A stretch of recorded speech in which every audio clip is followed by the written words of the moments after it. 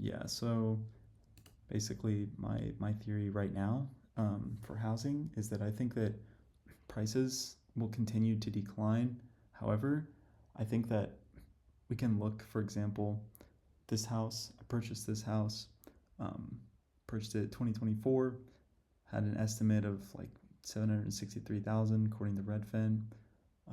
I it got listed for like 730,000, and I ended up paying 768. So I paid a little over asking, which was kind of silly in retrospect. Then I put 5% down, right? So it consumed like 10%, um, just like that, which is tough.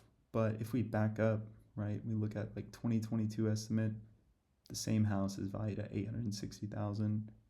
And again, 2021 estimate, it's valued, 860 something thousand. So getting it in 2024, I saved a bit of money.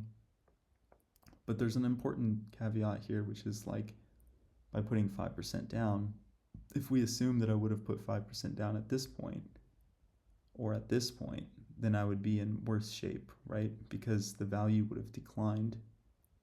And, you know, this downward trend right here corresponds directly to the mortgage rates. So the value would have declined and I would have been like pretty underwater, right? But since I purchased in 2024, I've got 5% down. Um, I'm still able to go to be underwater technically, right? But the idea is that, well, I've purchased hopefully near the bottom.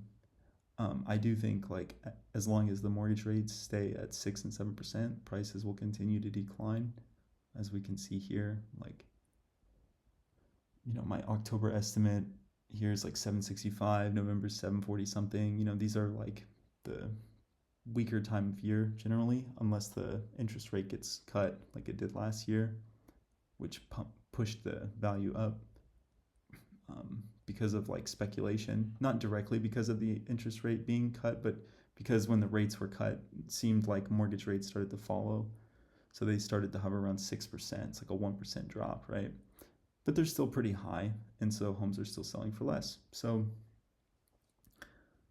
I think it's still possible for the value to go down a little bit more. But I think that when the rates come back down and people start buying again, then the value will start to increase. And for me, that would become equity, which is important for me as a homeowner. Like, I'm not a flipper, I'm not trying to sell my house.